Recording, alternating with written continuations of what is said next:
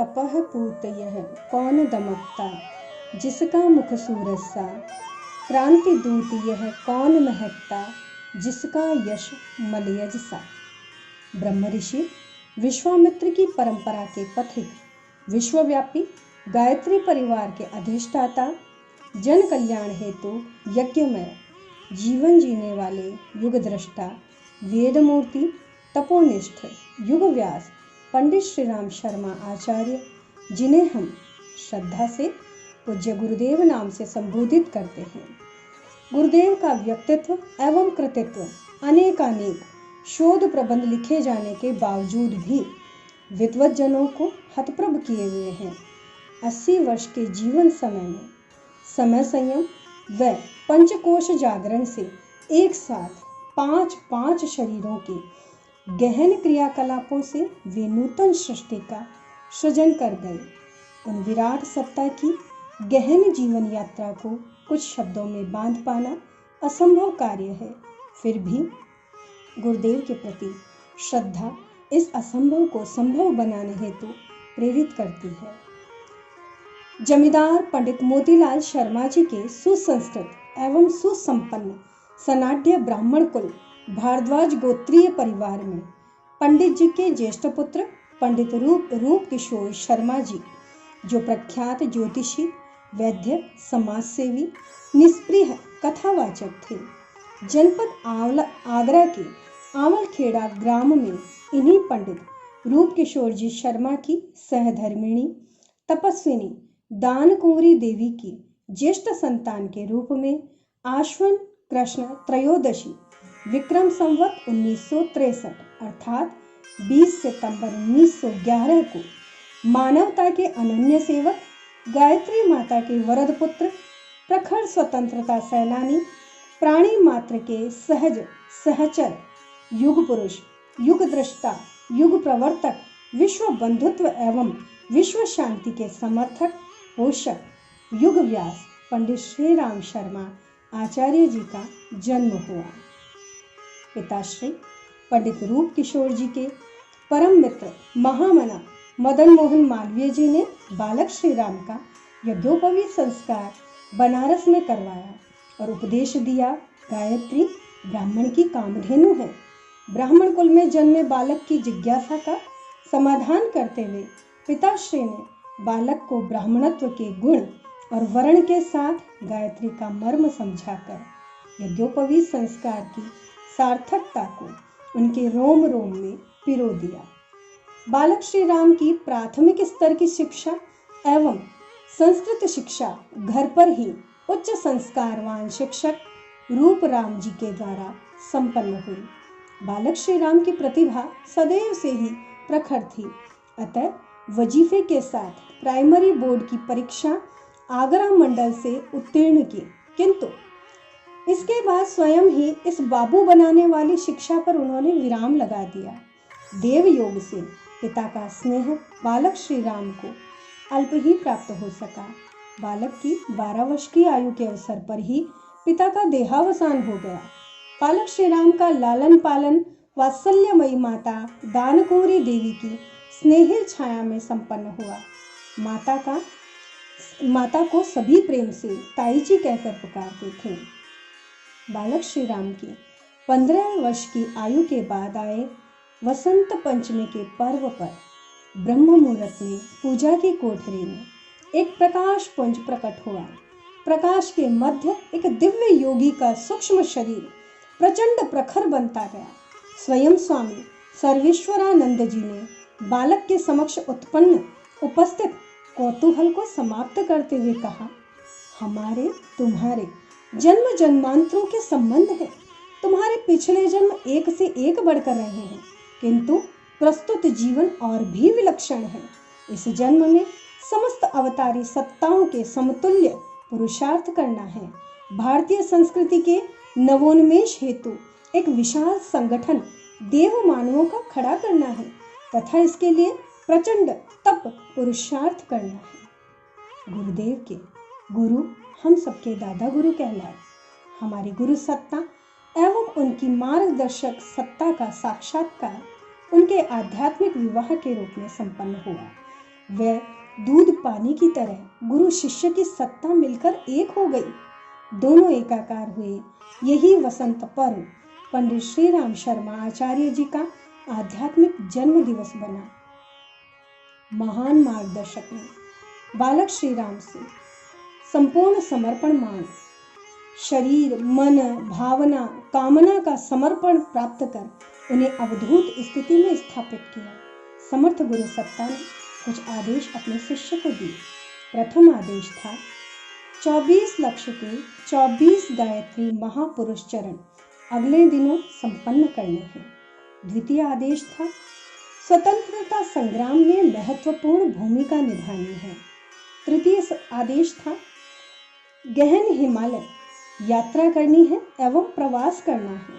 चतुर्थ आदेश था पूजा गृह में प्रज्वलित ज्योति को अखंड ज्योति बनाकर आने वाले समय में विचार क्रांति का सरंजाम जुटाने वाली पत्रिका अखंड ज्योति का प्रकाशन करना है।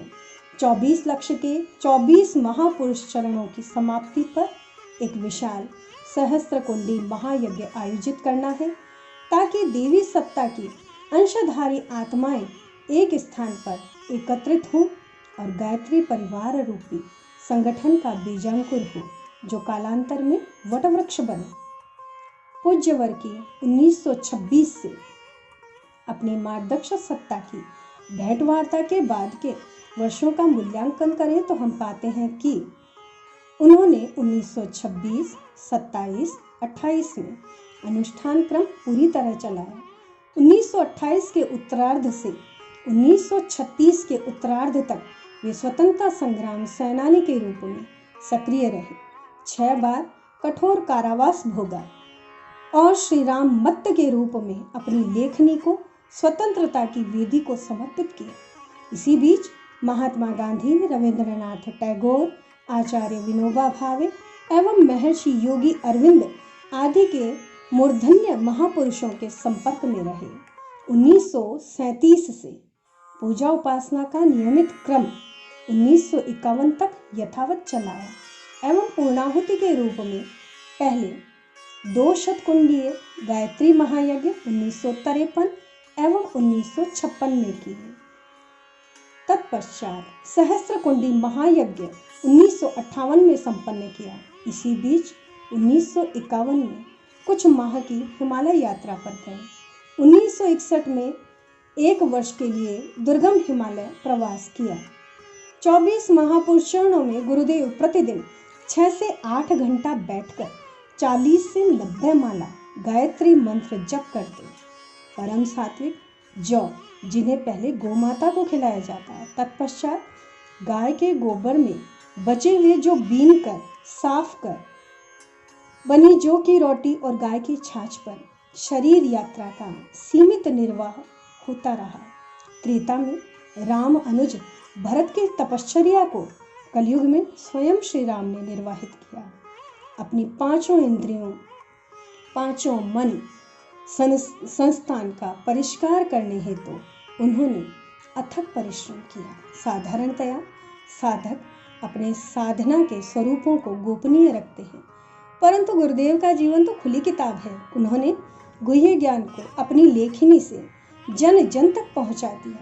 1950 से 1961 के बीच अखंड ज्योति पत्रिका, गायत्री विज्ञान, गायत्री रहस्य, गायत्री के अनुभव, गायत्री तंत्र, गायत्री योग 3 भागों में गायत्री महाविज्ञान लिखकर गायत्री की विलुप्त शक्ति धारा को जन जन के लिए प्रवाहित कर वे गायत्री को पुनः धराधाम पर प्रचारित, प्रसारित, स्थापित करने वाले युग भगीरथ बने। 1988 के महाकुंभ के अवसर पर कांची कामकोठी पीठ के शंकराचार्य स्वामी जयेंद्र सरस्वती ने पूज्य गुरुदेव के विषय में अपने उद्गार व्यक्त करते हुए कहा था, आचार्य जी ने गायत्री को जन जन तक पहुंचाने के लिए एक भागीरथी प्रयत्न किया है। उनका एकाकी पुरुषार्थ सारे संत समाज की सम्मिलित शक्ति के स्तर का है।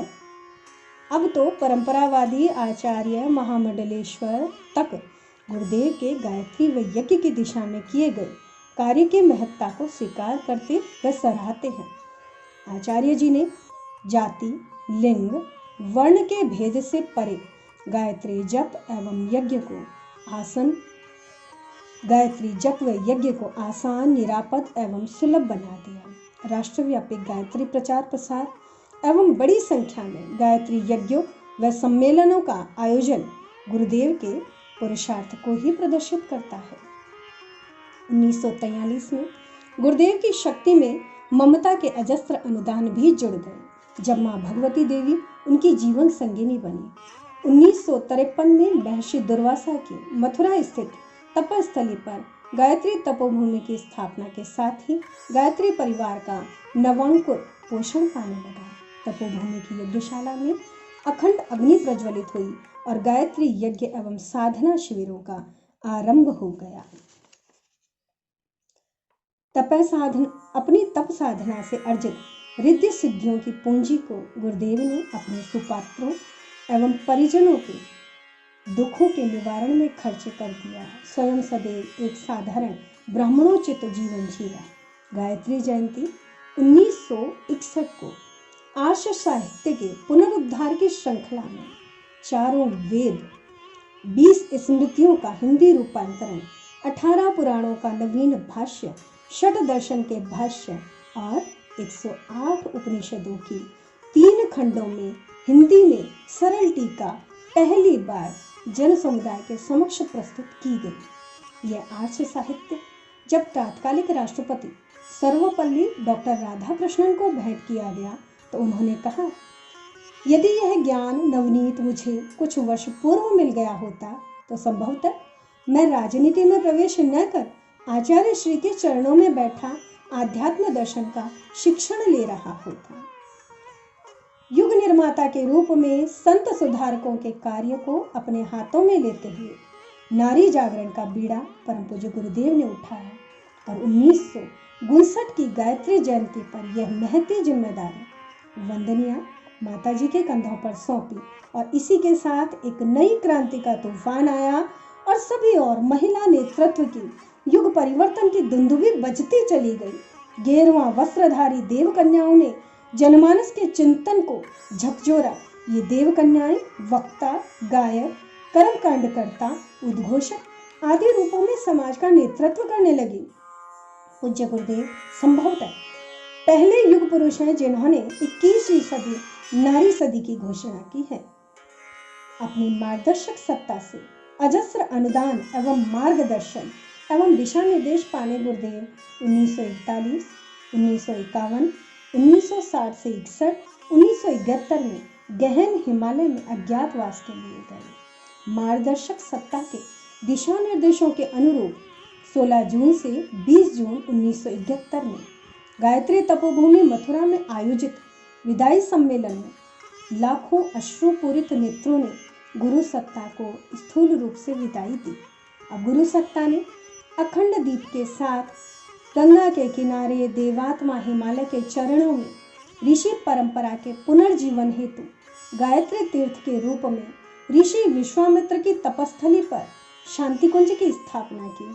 1973 से 1975 तक विशुद्ध साधना हेतु प्राण प्रत्यावर्तन सत्र चलाकर प्राणवान साधकों को तैयार किया गया।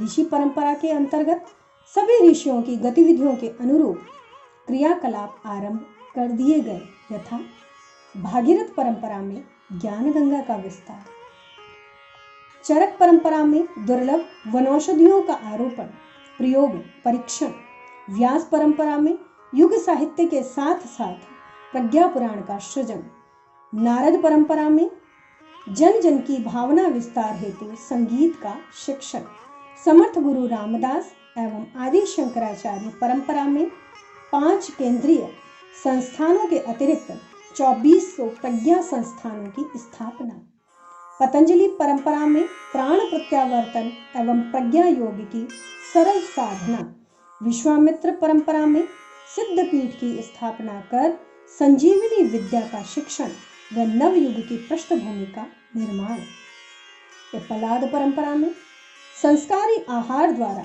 कल्प साधना, सूत शौनिक परंपरा में रामचरितमानस की प्रगतिशील प्रेरणा, गीत, कथा तथा प्रज्ञा पुराण कथा का द्वारा लोक शिक्षण, वैशेषिक कणाद परंपरा में आध्यात्म विज्ञान के समन्वय के अनुसंधान हेतु ब्रह्म वर्चस्व शोध संस्थान की स्थापना जून 1979 में की गई। गायत्री तीर्थ को गुरुकुल आरण्यक स्तर का बनाया गया, जहां प्रेरणाप्रद वातावरण में देव स्तर की ढलाई हेतु जागृत आत्माओं को खुला निमंत्रण देता है और स्वयं को देव परिवार की टकसाल के रूप में स्थापित करता है। इस देव परिवार निर्माण केंद्र से युग चेतना के निर्झर शक्ति केंद्र के रूप में देश भर में 2400 से अधिक प्रज्ञा संस्थान, शक्तिपीठ या गायत्री तीर्थ स्थापित हुए, जो जीते जागते जन जागृति के केंद्र बने। मत्स्यावतार की तरह मिशन का विस्तार होता गया। व्यक्ति निर्माण से युग निर्माण का सूत्र देने वाले परम पूज्य उज्जवल भविष्य के प्रवक्ता महाकाल के अंशधर हैं। वह अकेले भविष्य वक्ता हैं जो संसार के विनाश की नहीं, उज्जवल भविष्य की घोषणा करते हैं। वर्तमान भीषण विपरीत परिस्थितियों का वर्णन वे समय से पहले करते हुए हमें मनुष्य में देवत्व व धरती पर स्वर्ग अवतरण की सुनिश्चित संकल्पना प्रदान करते हैं और इस सुनिश्चित संकल्पना के भीतर उज्जवल नवीन युग के अवतरण के लिए शस्त्र नहीं अपितु अपनी लेखनी से, विचारों की क्रांति से परिवर्तन का बीड़ा उठाते हैं। संसार और जीवन के छोटे से छोटे व बड़े से बड़े प्रत्येक विषय पर उनकी कलम चली है और अपने वजन से 5 गुना ज्यादा वजन वाली 3200 से अधिक पुस्तकों का लेखन सामान्य व कठिन सभी समस्याओं का समाधान हमें देता है। युग ऋषि की वेदना वाणी विचारों के विस्तार के लिए घर घर में द्रव्य यज्ञ, दीप यज्ञ, संस्कार महोत्सव, अखंड ज्योति, गायत्री शक्ति, प्रज्ञा अभियान, पत्रिका वितरण, नवरात्रि पर्व अनुष्ठान, प्रज्ञा पुराण कथा महोत्सव, देश विदेश में अश्वमेध यज्ञ आयोजित होते रहे हैं। परम पूज्य ने अपने स्थूल शरीर के त्याग का महाप्रयाण का निश्चय कर लिया था। अब वे सूक्ष्म व कारण शरीर की सक्रियता से कार्यरत होना चाहते थे। इसीलिए शक्ति स्वरूपा वंदनीय माता जी के हाथों में अपना संपूर्ण दायित्व रखकर 2 जून 1990 गायत्री जयंती की प्रातः 8:05 पर माँ तेरे चरणों में हम शीश झुकाते हैं। प्रार्थना के साथ ही स्थूल काया ने सदा सदा के लिए माँ गायत्री की गोद में विश्रांति ली और वे महाप्राण जन जन में चेतना प्रेरणा भरने ब्रह्म बीज की तरह बिखर गए। 21वीं सदी उज्जवल भविष्य के निर्माण हेतु परमार्थी ब्रह्मपरायण जीवन जीते हुए गुरुदेव ने उदारता पूर्वक अपनी शक्ति विभूति संपदा को लुटाया। इसी का परिणाम है कि उनका प्रत्येक शिष्य अपने आप को उनके सबसे अधिक समीप प्रियजन के रूप में अनुभव करता है। 80 वर्ष की आयु में उन्होंने 800 वर्ष की आयु में किए जाने वाले कार्यों को करते हुए जीवन जिया है। गुरुदेव के महाप्रयाण के बाद पूज्यवर द्वारा सृजित वांग्मय का प्रकाशन हुआ। श्रद्धांजलि समारोह शपथ समारोह में कार्यकर्ताओं ने अब उनके संकल्पों को पूर्णता तक पहुंचाने की शपथ उठाई। 27 जून 1991 को कृतज्ञ राष्ट्र ने गुरुदेव पर 1 रुपए का रंगीन डाक टिकट जारी किया। देव संस्कृति विश्वविद्यालय ने आर्यावर्त की देव संस्कृति को विश्व में दिग दिगंत तक फैलाने का महत्वपूर्ण कार्य आरंभ किया है। गुरुदेव के संकल्प हमारी पूंजी है, हमारा प्राण है।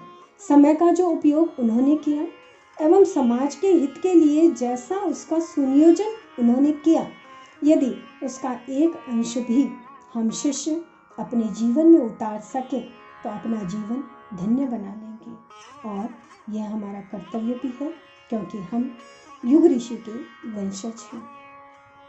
हमारे वंशजों प्रियजन कहीं भी तुम रहो, हमारे स्नेह के सिहरन सदा अनुभव करोगे, सदा अनुभव करोगे।